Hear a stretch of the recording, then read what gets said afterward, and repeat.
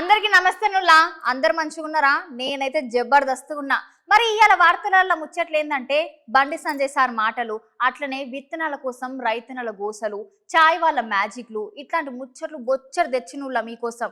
ముందైతే హెడ్లైన్స్ చూడుండ్రి. పాపం విత్తనాల కోసం కష్టాలు సానా అంటే సానా తిప్పలు పడుతున్నారు రైతన్నలు. ఫేమస్ అయితానికి కొత్త కొత్త గెటప్లు ఎక్కువగా కనిపిస్తున్నాయి చాయ్ దుకాణాలు. ఆ ఊర్లో అందరి పేర్లు దేవుళ్ళే, వందల ఏళ్ల నుండి వస్తుందంట ఇదే ఆచారం. హుషారు ముచ్చట పట్టుకొచ్చిన తమ్ముడు.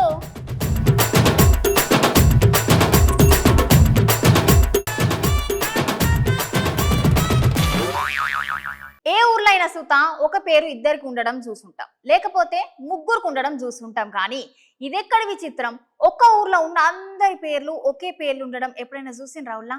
అందుకే ఇవాళ మీకు చూపిద్దామని ఈ ముచ్చట పట్టుకొని వచ్చిన. చేలో గా ఊరేడనో గా ఊర్లో ఉన్న వాళ్ళందరికీ గా పేరు ఎట్లొచ్చిందో చూసొద్దాం పాలి.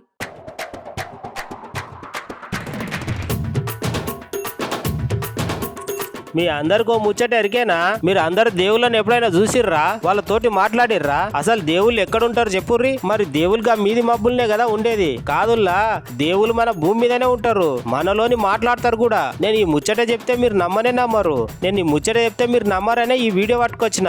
చూడురో పారి. డైలీ ఒక 20-30 ఉత్తరాలు వస్తాయండి. వాటిలోనూ ఒక 8-9-10 వరకు దేవుళ్ళని వస్తుంటాయి. దేవుడు అని చాలా మంది ఉంటారండి ఇక్కడ గొల్లిపాలెంలో. దేవుళ్ళు అంటే ఇంచుమించు గొల్లి దేవుడు ఉంటాడు, విలే దేవుడు ఉంటాడు, లాయర్ దేవుడు ఉంటాడు, తొత్తర దేవుడు ఉంటాడు. అంటే అందరూ దేవుళ్ళే. ఒక 400 మంది ఉంటారండి దేవుళ్ళే. అబ్బో, అదేంటండి అక్కడ ముగ్గురు కూర్చున్నారు, ముగ్గురులోని ఇద్దరు దేవుళ్ళే. దేవుడు మా ఊర్లో సింహాద్రాప అన్న కొలుపు అనే దేవుడు నమ్మకం మాకు. ఆ దేవుడి పేరు దేవుడమ్మ పేరు. మగోడైతే దేవుడు, ఆడదైతే దేవుడమ్మ. ఇప్పుడు మా మనవరాల పేరు దేవుడమ్మ పేరు పెట్టాము. వాళ్ళు శిరస్మ పెట్టుకోరు, అలాగే వాళ్ళ కాళ్ళు వచ్చిన పేర్లు పెట్టుకుంటారు. ముందు మటు దేవుడి పేరే. దేవుడు అని పెట్టిన తర్వాత మరి పేరు పెడతాం. మరి నక్షత్ర బలం నక్షత్రం పెట్టారు, ఇప్పుడు మారుస్తారు కానీ నేపథ్యం దేవుడే ముందు పెడతాం. మాకు డైలీ ఒక 20-30 ఉత్తరాలు వస్తాయండి. వాటిలోనూ ఒక 8-9-10 వరకు దేవుళ్ళని వస్తుంటాయి. ఇవి ఒకరికి మేము గాబరాలో ఒక్కసారి ఇచ్చిస్తుంటాం. ఆ తర్వాత వాళ్ళు రాలేదని మమ్మల్ని ఎక్కువగా అడుగుతుంటారు. ఒకవేళ మేము ఇచ్చిస్తాం అనుకోండి, ఇచ్చిస్తే వాళ్ళకి అవసరం లేదు, మూలపడేస్తారు. మీ నెల రోజులు పోయిన తర్వాత మమ్మల్ని అడుగుతారు, బాబు నాకు ఇలాగ ఏటీఎం వచ్చింది ఎందుకు ఇవ్వలేదని.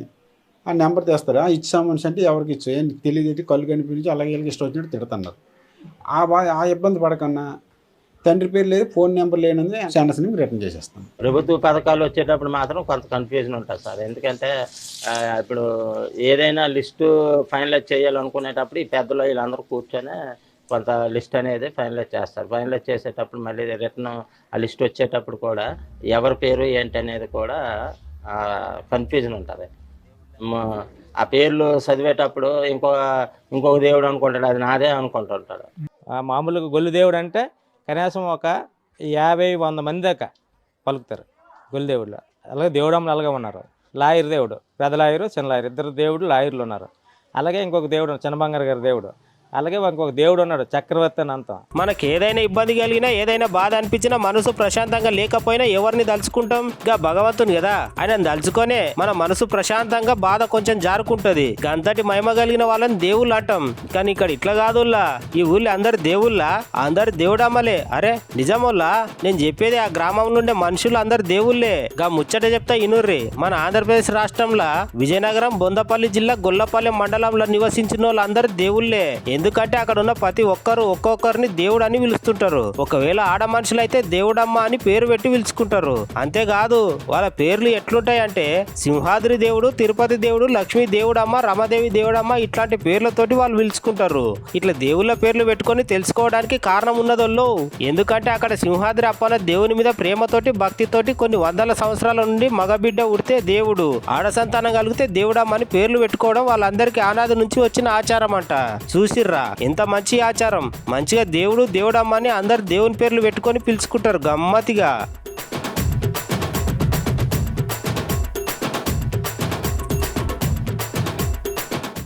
ఇవాళ కారు గుర్తు party leader KTR sir Congress పార్టీని పొట్టుగా అరుచుకున్నాడుల్లా. సార్ మాట్లాడుకుంటూ కాంగ్రెస్ పార్టీ పక్కా 420 హామీలతో అధికారంలోకి వచ్చిందని, దగ్గర 5 నెలలు గడుస్తున్నా ఇంతవరకు జాబ్ క్యాలెండర్ జాడలేదు అని సార్ మాట్లాడుతున్నాడు. గా సార్ ఇంకేమంటున్నాడో మీరు మల్క చూడుండ్రి.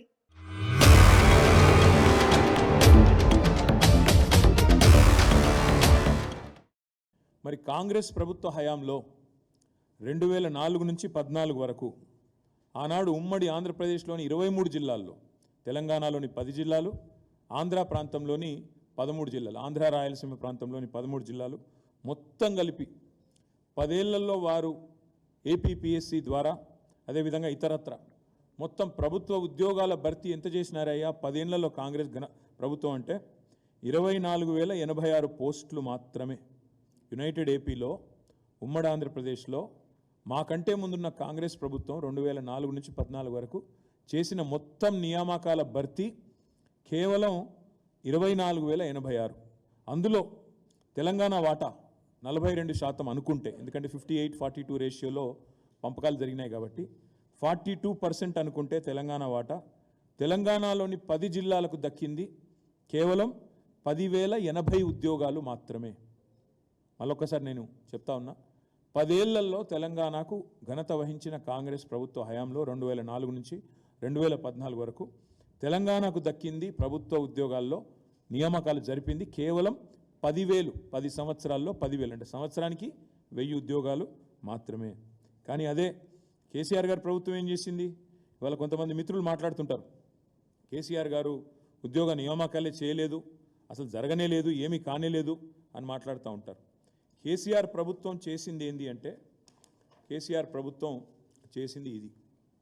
ఏం చేసింది?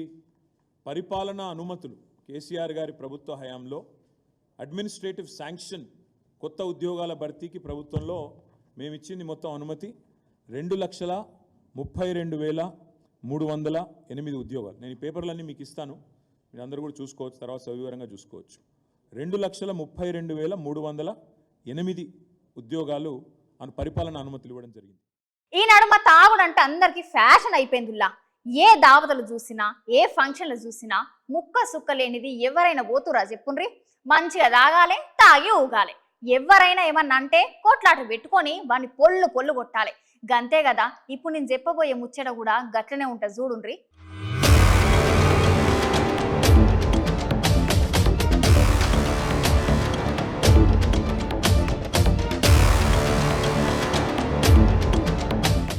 ఈ నడమ తాగుడు అంటే అందరికి ప్యాషన్ అయిపోయింది. వాళ్ళ ఏ దావత్లో చూసినా, ఏ ఫంక్షన్లో చూసినా ముక్క సుక్క లేనిది ఎవరైనా పోతుర్రా చెప్పుర్రి.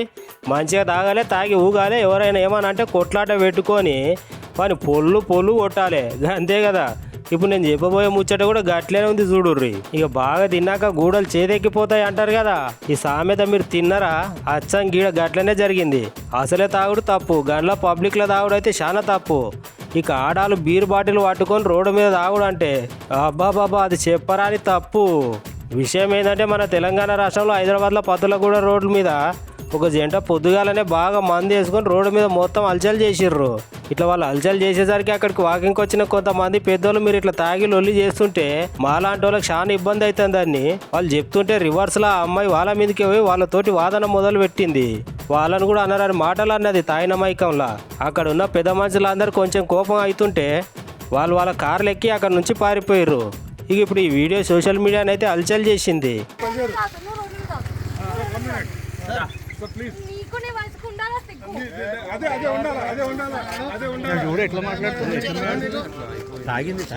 తాగింది ఇద్దరు చేతిలో బాటిల్స్ ఉన్నాయి.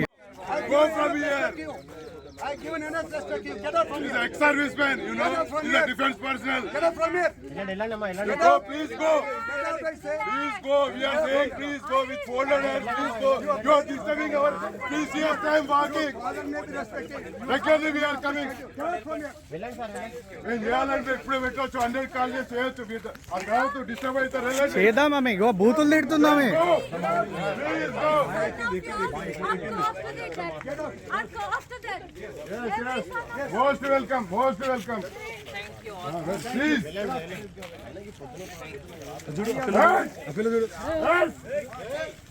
Go, sir. Don't touch. Don't touch. You should not arrest. Please start. She did. Hello, brother. She did. She raised the voice.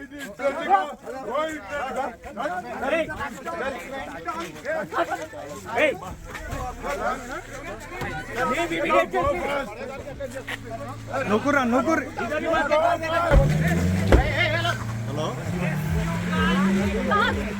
ఈ వీడియో చూసిన వాళ్ళందరూ ఇలాంటి వ్యక్తుల మీద కఠిన చర్యలు తీసుకుంటేనే ఇక ముందు ఇలాంటివి జరగవని అంటున్నారు. అయినా కానీ తాగడే పొరపాటు, గట్లాంటిది మళ్ళీ జనాలు ఉండే జాగాలకు వచ్చి తాగబడుతుంది.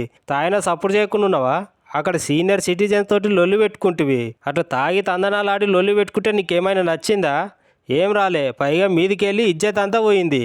ఈ భాగవతం అంతా సోషల్ మీడియాలో ఆ వీడియోలు తీసి పెట్టిర్రు. ఎందుకాక గిట్లా తీసుకోబడుతుంది?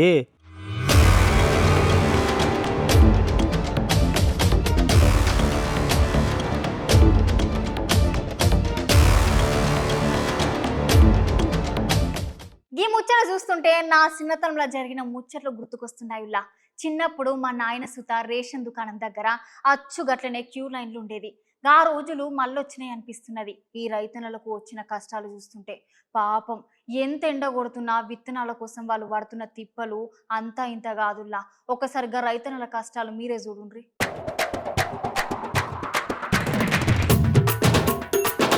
పాపం సంగారెడ్డి ఆందోళన మండలంలో రైతుల పరిస్థితి మరీ అధ్వానంగా తయారైంది. అసలు వాళ్ళని ఎవరు పట్టించుకోవడం లేదు. మండు టెండలో ఎంత వేచి చూసినా లాభం లేకుండా పోతుందని రైతులందరూ ఆందోళన చెందుతున్నారు. ఇప్పుడు అసలు విషయంలో పోతే సంగారెడ్డి జిల్లా ఆందోళన మండలంలో ఈ విషయం చోటు చేసుకుంది. అయితే మండల పరిధిలోని రైతన్నలు అందరూ వ్యవసాయం కోసం వేసుకునే జిలుగు జనము రాయితీ విత్తనాల కోసము మండు టెండర్ సైతం లెక్క చేయకుండా అధికారులు ఇస్తారని ఆశతోటి మండల పరిధిలోని వ్యవసాయ కార్యాలయం ముందు రైతన్నలు అందరూ బారులు తీరబట్టే. ఇక ఎండ దాటికి తట్టుకోలేక వాళ్ళ దగ్గర ఉన్న పాస్ పుస్తకాలను లైన్ లో ఉంచి కొంచెంసేపు చల్లదనం కోసం పక్కకున్న చెట్ల దగ్గరికి వెళ్లి కాసేపు సేద తీరుతున్నారు రైతన్నలందరూ. ఉదయం 6 గంటల నుండి జిలుగు జనము గింజల కోసం పడిగాపులు కాస్తున్నా అధికారులు మాత్రం ఏం పట్టి పట్టనట్టే ఉన్నారని అక్కడికి వచ్చిన రైతన్నలు వాపోతున్నారు.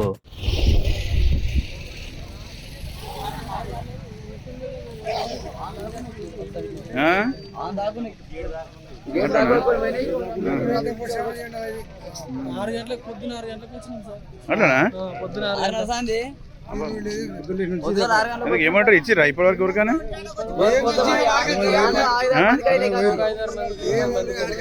ఏమంటారు లేవంటారు తక్కువ వచ్చినాయటనా? మరి ఈ విధానం ఇంకో 3 రోజుల పాటు ఇలానే ఉంటుందని టోకెన్లు ఇచ్చిన వారికి తప్పకుండా ఎరువులు అందిస్తామని అక్కడ ఉన్న అధికారులు వారందరికి చెప్పిర్రు. చూసి రావుల్లా పాపం కష్టపడి పనిచేసే రైతన్న కూడా ఇన్ని కష్టాల రైతులకు రాయితీ ఇస్తామని చెప్పి ఇన్ని రోజులు ఆలస్యం చేస్తే రైతులు ఎట్లా పంటలు వేసుకోవాలి అని అక్కడికి వచ్చిన రైతులందరూ బాధపడుతున్నారు.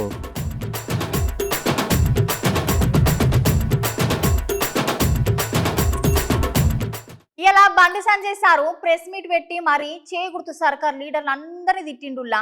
అంతేకాదుల్లా గతంలో కార్ పార్టీ మీద ఉన్న వ్యతిరేకతతో ఇటు హస్తం పార్టీని గెలిపిస్తే ఇప్పుడు రేవంతం సర్కార్ సుత జనాల్ని మోసం చేసిండ్రు. ఇప్పుడు అందరు కమలం పువ్వు పార్టీకి వెళ్ళి చూస్తున్నారని సార్ మాట్లాడుతున్నాడు. చూడుండ్రి.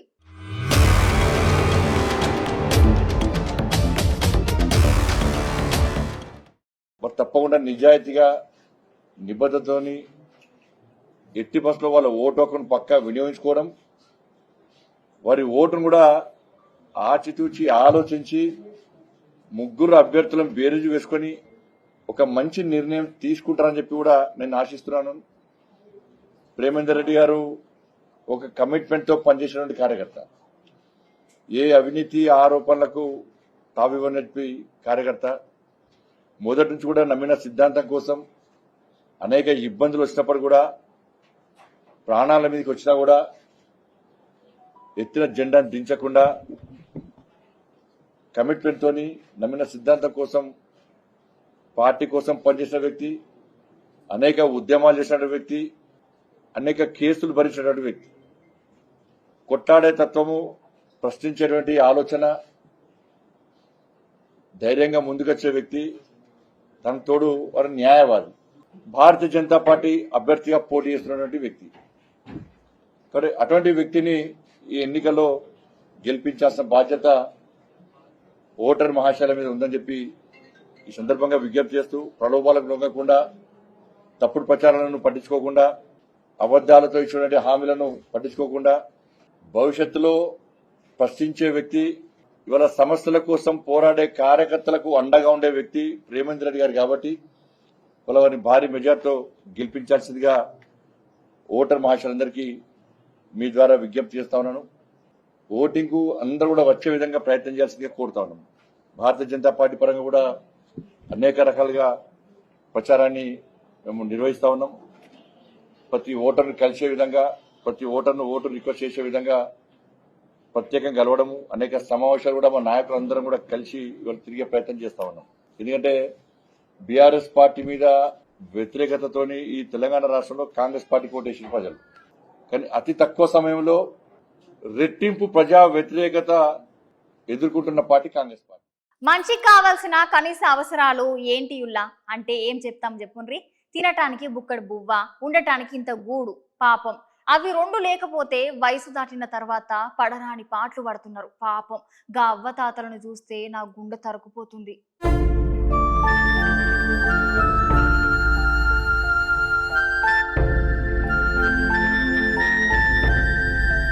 ఉండేందుకు ఇల్లు లేకపోయా, తినేందుకు గింజలు లేకపోయా, ఇట్లాంటి పరిస్థితులు ఆయనకి తోడుగా ఉండాల్సిన భార్య కూడా అనారోగ్యంతో దూరం అయిపోయే. ఇల్లు కట్టుకుందామంటే చేతుల సిల్లి గవ్వ కూడా లేకపోయే. మీదికెళ్ళి పానం కూడా చక్కగా లేక చాలా ఇబ్బంది పడబట్టే. ఇట్లాంటి దీనమైన స్థితిని గడుపుకుంటే పాపం లింగన మరుగుదొడ్లు ఉంటున్నాడు. గా ముచ్చట ఒకసారి చూద్దామా.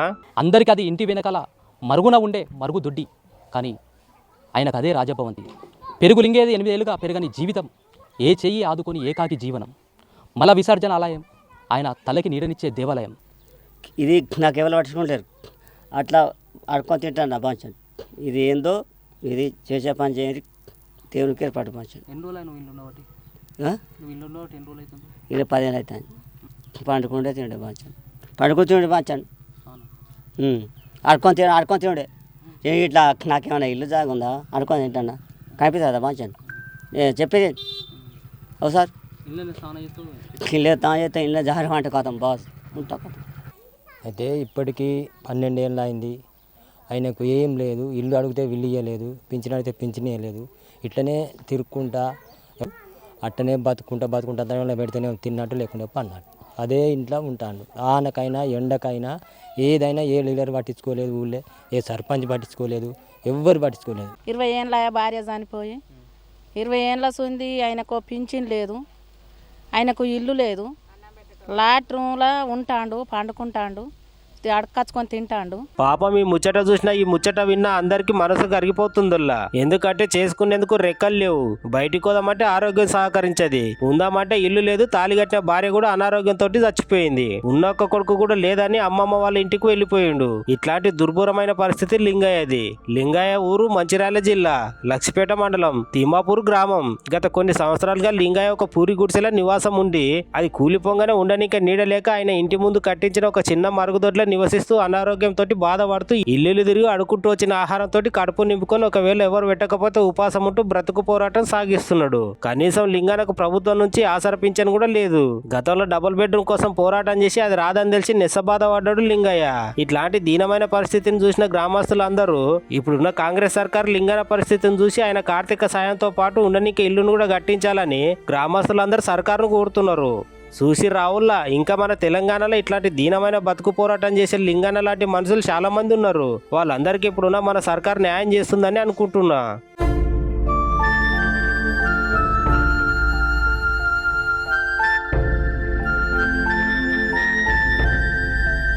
ఇలా తెలంగాణ భవన్ లో జరిగిన ప్రెస్ మీట్ లా కార్ గుర్తు లీడర్ గాదారి కిషోర్ సార్ మాట్లాడుకుంటూ గుర్తు పార్టీ ఎలక్షన్లకి ముందు ఒక మాట, ఇప్పుడు ఒక మాట మార్చి ఇటు జనాలను అటు నిరుద్యోగులను ఆగం చేస్తున్నారని మస్తుగా గరమైండుల్లా.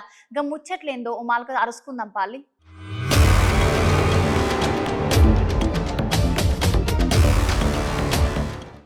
అవునోళ్ళ ఇవాళ గాదర్ కిషోర్ సారా మజాక్ అన్నట్టు మాట్లాడిండు. సార్ మాట్లాడుకుంటూ మార్పు మార్పు అనుకుంటే ఒక 6 నెలలనే ఇటు జనాలను అటు రైతన్నలను ఇంకో పక్క నిరుద్యోగులను ఆగం చేస్తున్నారని మాట్లాడిండు. ప్రతిదాన్ని కాంట్రవర్సీ చేసి మనకు ఊసి ఇట్లాంటడా అట్లాంటడా అని చెప్పేసి ఈ అబద్ధాల ప్రచారం చేసే పని మీద ఉన్నారు తప్ప, అరే నిజమే కదా, మరి 5 నెలలకెళ్ళి ఉన్నటువంటి ప్రభుత్వం ఏం చేయలేకపోతుందని చెప్పేసి మరి ప్రశ్నించే గొంతుగా ప్రశ్నించాలి కదా, ఆయన టీవీలో ఆయన ఛానల్ ఏదో పెట్టుకున్న దాంట్లో.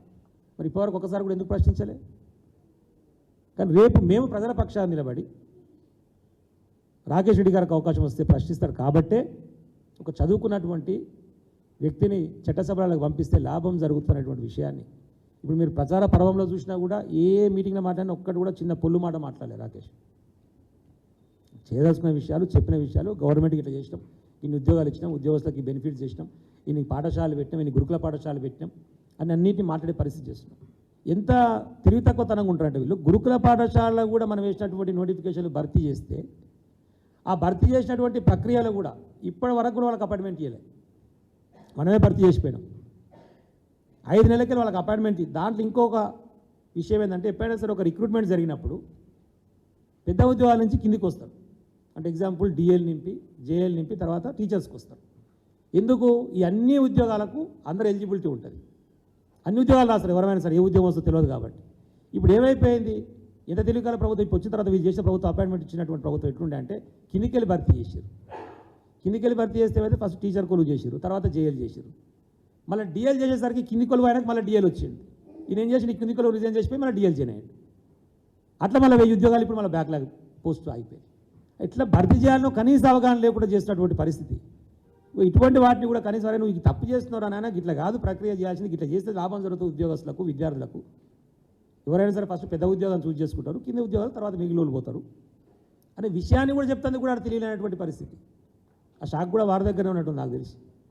మరి ఆయన కూడా ఏం చదివి ఉండే, బిఏకి ఏం చదివి ఉండవు. ఆ చదువు వస్తుందో రాదో, ఆ తెలివి ఉన్నదో లేదో, తెలియకపోతే కనీసం తెలుసుకున్నటువంటి అధికారులను కూర్చోబెట్టుకొని చెప్పుకుందామా అంటే వాళ్ళ అహంకారం అంతా నాకే తెలిసిన ఒక తలపొగరు. ఎవరినైనా ఏదైనా ఇష్టం వచ్చినట్టు మాట్లాడు. ఫేమస్ అయితానికి ఈ మధ్యలో కొత్త ట్రెండ్ నడుస్తున్నదిలా. అవునులా, గదే ఛాయ్ దుకాణం పెట్టాలి, ఫేమస్ అవ్వాలి. గా మధ్య ఒక ఛాయ్ బండి అన్న దగ్గరికి ఏకంగా బెలిగేట్ సారే వచ్చి ఛాయ్ తాగితే మస్తు ఫేమస్ అయ్యి ఏడుకో వెళ్ళిపోయిండు. ఇప్పుడు అచ్చుగట్లనే గీతాతో జూత చూడుండ్రి.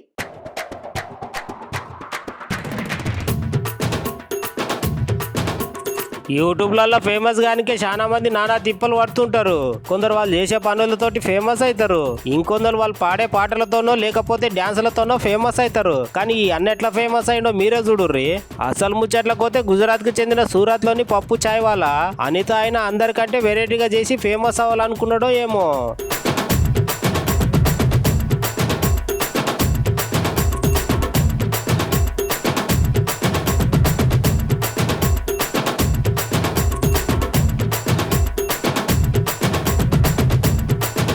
ఆ పప్పనైతే ఇప్పుడు ఛాయ్ను అందరు చేసే విధంగా కాకుండా ఈయన అందరిలాగా నేనెందుకు చేయాలా అని అనుకొని అట్లా చేస్తే వాళ్ళకు నాకు తేడేమున్నది. ఛాయ్ చేసుడు కూడా చాలా వెరైటీగా చేస్తున్నాడు. పప్పనే ఛాయ్ చేసే విధానంలో గడ్డి, ఆకుకూరలు వీటిని అన్నిటిని మరగబెట్టి భిన్నంగా ఛాయ్ చేసేటోడు. అక్కడ ఉన్న వాళ్ళందరూ ఆయన చేసిన ఛాయ్ని చూసి పరిశాన్ అయ్యేటోళ్ళు. ఒకప్పుడైతే నాగపూర్కు చెందిన డాలి అనేటానే ఇట్లనే ఛాయ్ చేసి అందరిని ఆకర్షించి ఫేమస్ అయ్యి ఏకంగా బిల్ గేట్స్ ని కూడా కలిసిండు. ఇక ఇప్పుడైతే స్పోర్ట్స్ కార్లో తిరగబట్టిండు. ఈ పప్పన కూడా గట్లనే కావాలని అనుకున్నాడు కావచ్చు. అందుకనే వెరైటీగా ఛాయ్ చేసి జనాలందరూ దృష్టిని ఆకర్షించి ఫేమస్ అవుతున్నాడు పప్పన్న.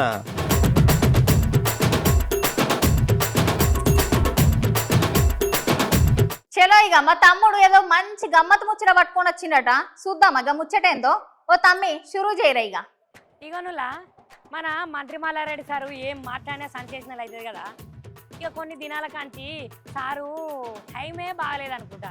ఇగో మొన్నటికి మొన్నగా సుచిత్ర దగ్గర ఏం జరిగింది, ఈ భూమి నాది, ఈ భూమిని ఎవరు కబ్జా చేస్తారు, అయినా నాకు తెలియకుండా నా భూమిలో కబ్జా పెట్టేందుకు మీరెవరు, ఇదంతా నిజంగా ప్రతిపక్ష పొల కుట్రనే, నా మీద కావాలనే ఇట్లా చేసి నా భూమిని మొత్తం కబ్జా పెడతారు అని చెప్పింది కదా. ఇగో ఇప్పుడు కూడా సేమ్ గట్లనే ఒక విషయం జరిగింది. ఆ విషయం ఏంటంటే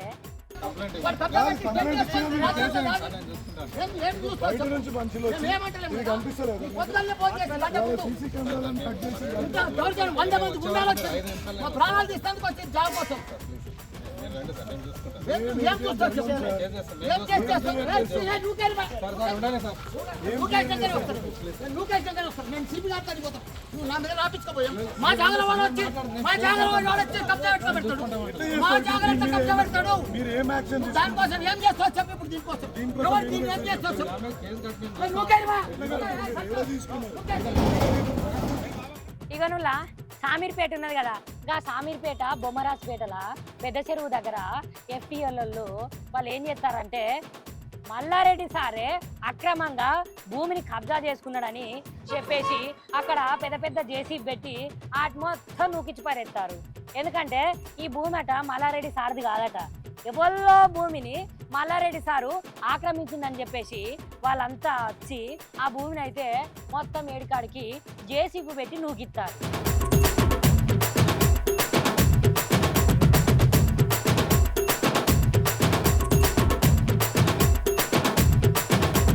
అయితే సార్ ఏం చేసిందట అంటే ఏం లేదు, అక్కడున్న జాగను అక్రమంగా మొత్తం గోడ కట్టిందట.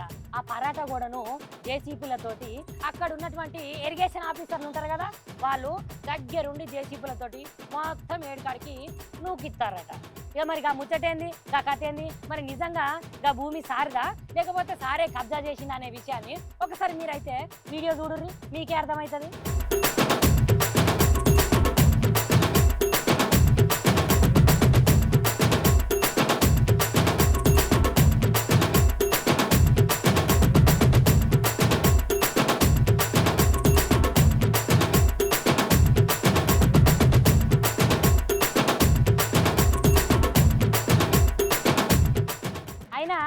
మల్లారెడ్డి సారు మొన్నటికి మొన్న ఎవరో నీ భూమిని కబ్జా పెట్టిర్రు, 40 సంవత్సరాల నుంచి నేను ఇక్కడ ఉంటానా, నా భూమిని మీరెట్లా కబ్జా పెడతారు అని మీరైతే అడిగిరు కదా.